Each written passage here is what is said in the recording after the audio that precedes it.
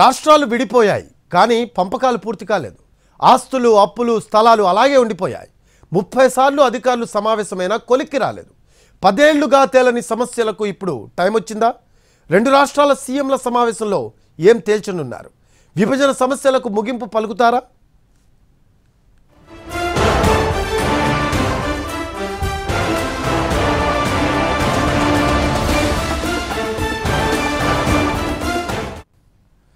Right, Telugu రాష్ట్రాల సీఎంల సమావేశానికి అంతా రెడీ అయింది. శనివారం నాడు ప్రజాభవన్ వేదికగా Telangana CM Revanth Reddy, deputy CM Bhatti Vikramarka, AP CM Chandrababu Naidu సమావేశం, AP deputy CM Pawan Kalyan సమావేశం కానున్నారు. అయితే తెలుగు రాష్ట్రాల విభజన జరిగి 10 ఏళ్లైంది. కానీ ఇంతవరకు విభజన సమస్యలు కొలిక్కి రాలేదు. మొదట్లో 2 రాష్ట్రాలు చర్చలకు ప్రత్యేక అధికారులను నియమించి వరుసగా సమావేశాలు పెట్టినా పెద్దగా ఫలితం కనిపించలేదు.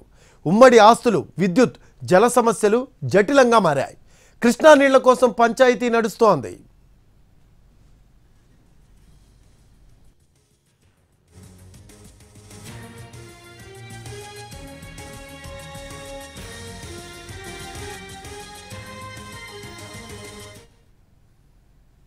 రైట్, ఇలాంటి టైంలో మీట్ అవ్వబోతున్నారు ఇద్దరు సీఎంలు. సో ఎలా ఉండబోతుంది ఏంటి, అలాగే దానికి సంబంధించి ఏర్పాట్లు ఎలా జరిగాయి? మా కరెస్పాండెంట్స్ ఉన్నారు లైవ్లో సిద్ధంగా. గాంధీ భవన్ దగ్గర చారి ఉన్నారు, అలాగే సెక్రటేరియట్ దగ్గర సుధీర్ ఉన్నారు. ముందుగా చారి దగ్గరికి వెళ్దాం. చారి, ఈ సమస్యలకి సంబంధించి రేపు మీటింగ్ ఉంది కాబట్టి సో ఏర్పాట్లు ఎలా చేశారు దీనికి సంబంధించి? సాయంత్రం 6 గంటలకి ప్రజాభవన్లో ఈ సమావేశం ఏర్పాటు చేశారు. ఇందుకు సంబంధించి ఉభయ రాష్ట్రాలకు సంబంధించినటువంటి అధికారులు ఎవరెవరు వస్తున్నారనే దానికి సంబంధించినటువంటి వివరాలన్నింటినీ కూడా ఇప్పటికీ ఫైనల్ చేశారు. తెలంగాణ నుంచి ఈ విభజన చట్టంలో ఉన్నటువంటి అంశాలకు సంబంధించినటువంటి శాఖల మంత్రులంతా కూడా వెళ్తారు. సీఎం రేవంత్ రెడ్డి, అలాగే డిప్యూటీ సీఎం భట్టి విక్రమార్క, ఉత్తమ్ కుమార్ రెడ్డి, శ్రీధర్ బాబు, పొంగులేటి శ్రీనివాస్ రెడ్డి, ఈ మంత్రులంతా కూడా హాజరయ్యేటువంటి అవకాశం ఉంది. అలాగే అధికారులు సిఎస్, అలాగే ఆ శాఖలకు సంబంధించినటువంటి ప్రిన్సిపల్ సెక్రటరీలంతా కూడా ఈ సమావేశానికి హాజరు కాబోతున్నారు. ఇందుకు సంబంధించి ఏర్పాట్లన్నీ కూడా పూర్తయ్యాయి. రేపు సాయంత్రం 6 గంటలకి ఈ 2 రాష్ట్రాలకు సంబంధించినటువంటి మంత్రుల సమావేశము ప్రారంభం కాబోతుంది. ప్రధానంగా 10 ఏళ్ళు రాష్ట్రం విడిపోయిన తర్వాత 10 ఏళ్లలో కూడా చాలా సమస్యలు ఇంకా అలాగే పెండింగ్లో ఉన్నాయి. అయితే తెలంగాణ ప్రభుత్వం ఇటీవలనే ఉన్నత స్థాయి సమీక్షా సమావేశాన్ని ఏర్పాటు చేశారు. సీఎం రేవంత్ రెడ్డి, అలాగే డిప్యూటీ సీఎం భట్టి విక్రమార్క అధ్యక్షతన జరిగినటువంటి ఈ సమావేశంలో అనేక రకాల అంశాలన్నింటినీ కూడా ప్రధానంగా తెర మీదకి తీసుకొచ్చారు. ఈ ప్రధానంగా ఇప్పటి వరకు 10 ఏళ్లలో కేంద్రం కూడా గతంలో కొన్ని 5 కమిటీలను వేసింది. ఆ 5 కమిటీలను చేసినటువంటి కసరత్తు ఒక ఎత్తు అయితే 2 రాష్ట్రాలకు సంబంధించినటువంటి అధికారులు ఏర్పాటు చేసుకున్నటువంటి సమావేశాలకు సంబంధించినటువంటి ఎజెండాలన్నింటినీ కూడా 3 దశలుగా విభజించి ఆ సమస్యలను చర్చించాలని నిర్ణయించారు. అయితే ఈ 3 దశల్లో కూడా ఒకటి ఇప్పటికే చర్చించి పరిష్కారం చేసుకున్నటువంటి అంశాలు, వాటిని కేవలం 2 రాష్ట్రాలకు సంబంధించినటువంటి అధికారులు ఆమోద ముద్ర వేస్తే సరిపోతుంది. రెండవ అంశం పెండింగ్లో ఉన్నటువంటి అంశం, 2 రాష్ట్రాలు ఇంకా చర్చలో పెట్టినటువంటి అంశం, వాటిని కొలిక్కి తీసుకురాలేనటువంటి అంశాలు రెండవ అంశం. ఇక మూడవ అంశం, ఇప్పటి వరకు అసలు 2 రాష్ట్ర ప్రభుత్వాలు చర్చించని విషయాలు ఏంటి అనేటువంటి అంశాలన్నింటినీ కూడా 3 విభాగాలుగా తెలంగాణ రాష్ట్ర ప్రభుత్వం విభజించి ఈ 3 విభాగాలకు సంబంధించినటువంటి అంశాలన్నింటి మీద కూడా రేపు ఏపీ ప్రభుత్వానికి సంబంధించినటువంటి మంత్రులు, ముఖ్యమంత్రుల ముందు తమ సమస్యలని వెల్లడించేటువంటి అవకాశం ఉంది. ప్రధానంగా తెలంగాణకు సంబంధించినటువంటి కృష్ణా బేసిన్లో ఉన్నటువంటి నీటి దోపిడీ ఏపీ ప్రభుత్వం చేస్తుందనేటువంటి ఆరోపణలు చాలా రోజులుగా చేస్తుంది. 10 ఏళ్ళు అధికారంలో ఉన్నటువంటి బీఆర్ఎస్ ప్రభుత్వం కూడా పూర్తి స్థాయిలో దీన్ని పట్టించుకోలేదు. ఏపీ ప్రభుత్వానికి అనుకూలంగా వ్యవహరించిందనేటువంటి విమర్శలు అటు ప్రస్తుతం ఉన్నటువంటి సీఎం రేవంత్ రెడ్డి కావచ్చు, డిప్యూటీ సీఎంగా ఉన్నటువంటి భట్టి విక్రమార్క కావచ్చు గతంలో ఆరోపణలు చేసినటువంటి సందర్భాలను కూడా చూసాం. అలాగే తెలంగాణలో అసెంబ్లీ ఎన్నికలకు ఒకరోజు ముందు నాగార్జున సాగర్ డ్యామ్ మీద 2 రాష్ట్రాలకు సంబంధించినటువంటి పోలీసుల మోహరింపు సంబంధించినటువంటి అంశాలు ఇవన్నీ కూడా ఇంకా కొనసాగుతున్నటువంటి నేపథ్యంలో నీటి వివాదాలకు సంబంధించినటువంటిదే ప్రధానమైనటువంటి సమస్యగా చర్చగా ఉండేటువంటి అవకాశం ఉంది. ఎందుకంటే తెలంగాణ ఉద్యమమే నీళ్లు, నిధులు, నియామకాలకు సంబంధించినటువంటి అంశాల చుట్టూ తిరిగినటువంటి నేపథ్యంలో అటు నాగార్జున సాగర్లో నీటి వాటర్లకు సంబంధించినటువంటి అంశం కావచ్చు, శ్రీశైలంలో ఉన్నటువంటి వాటర్ అంతా కూడా రాయలసీమ లిఫ్ట్ ఇరిగేషన్ తో ఏపీ ప్రభుత్వం నీటిని తోడేస్తుంది. తెలంగాణకు రావాల్సినటువంటి వాటాని పూర్తిగా అందకుండా చేసిందనేటువంటి ఆరోపణలు కూడా ఇప్పటికీ తెలంగాణ ప్రభుత్వం వాదిస్తుంది. కాబట్టి ఈ అంశాలు అనేవి ప్రధానంగా చెప్పబోతున్నారు. ఇక ఉద్యోగుల విభజనకు సంబంధించి చాలా రోజులుగా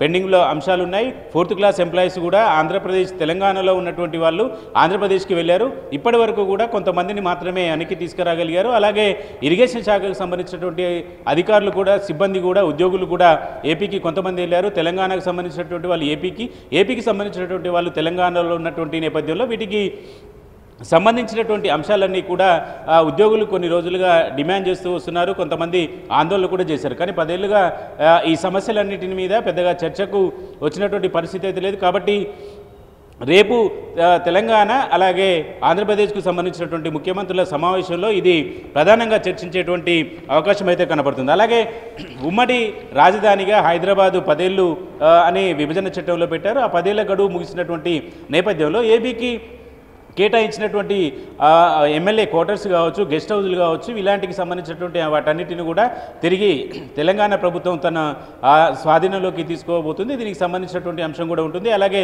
ఉమ్మడి రాజధానిగా ఉన్నటువంటి హైదరాబాద్లో ఇప్పటివరకు గవర్నర్కు సంబంధించి కొన్ని అధికారాలు ఉంటాయి.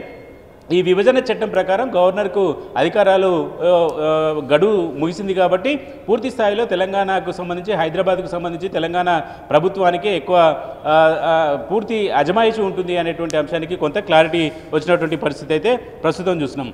ఈ ఉద్యోగులకు సంబంధించినటువంటి అంశాలు ఇలాగా ఉంటే, ఇక విద్యుత్కు సంబంధించి అలాగే ఫైనాన్స్కి సంబంధించినటువంటి అంశాలు షెడ్యూల్ 10, షెడ్యూల్ 9లో ఉన్నటువంటి వాటికి విభజనకు సంబంధించినటువంటి అంశాలన్నిటి కూడా చాలా పెండింగ్లో ఉన్నాయి.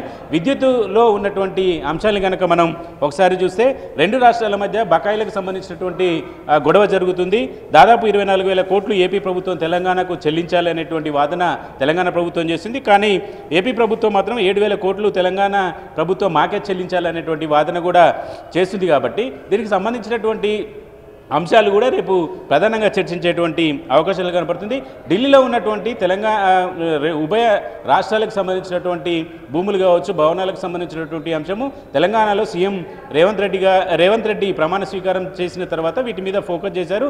మార్చిలో ఈ విభజనకు సంబంధించినటువంటి ప్రక్రియను కూడా పూర్తి చేసినటువంటి నేపథ్యంలో ఢిల్లీలో ఈ భూములకు సంబంధించి, భవనాలకు సంబంధించినటువంటి వ్యవహారం అయితే కొంత కొలిక్కి వచ్చినటువంటి పరిస్థితి అయితే ప్రస్తుతం కనపడుతుంది. ఇక షెడ్యూల్ 9లో ఉన్నటువంటి 91 సంస్థలకు సంబంధించినటువంటి ఆస్తులు కావచ్చు, అప్పులకు సంబంధించినటువంటి అంశాలు కావచ్చు, నిధులకు సంబంధించి అంశాలు కావచ్చు, వీటన్నిటి మీద కూడా రేపు ప్రధానంగా చర్చించేటువంటి అవకాశాలు ఉన్నాయి. ఇప్పటి వరకు ఈ షెడ్యూల్ 9లో ఉన్నటువంటి 91 సంస్థల్లో 63 సంస్థలకు సంబంధించినటువంటి పంపిణీ పూర్తయింది. ఇక మిగిలిన 23 సంబంధించినటువంటి సంస్థల పంపిణీ ఉంటుంది. ఈ 23 సంబంధించినటువంటి సంస్థల పంపిణీకి సంబంధించినటువంటి చర్చ కూడా రేపు వచ్చేటువంటి అవకాశం ఉంది. అలాగే 10వ షెడ్యూల్లో 142 సంస్థలు ఉన్నాయి. దీంట్లో తెలుగు అకాడమీ కావచ్చు, యూనివర్సిటీ కావచ్చు, అంబేద్కర్ యూనివర్సిటీ కావచ్చు, ఇలాంటి 30 సంస్థల పంపిణీ మిగిలి ఉంది. కాబట్టి వీటి మీద కూడా ప్రధానంగా చర్చించేటువంటి అవకాశం అయితే కనపడుతుంది. అంటే ఎజెండా భారీ ఎత్తున ఉంది, సమస్యలు చాలా ఉన్నటువంటి పరిస్థితి అయితే కనపడుతుంది.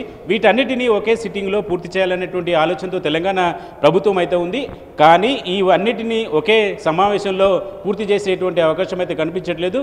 మౌలికంగా 2 రాష్ట్రాలకు సంబంధించినటువంటి ఇబ్బంది లేని, ఎక్కువగా చర్చ లేని అంశాలన్నింటినీ కూడా మొదటి రోజు సమావేశంలోనే పరిష్కారం చూపేటువంటి ప్రయత్నం అయితే జరుగుతుంది.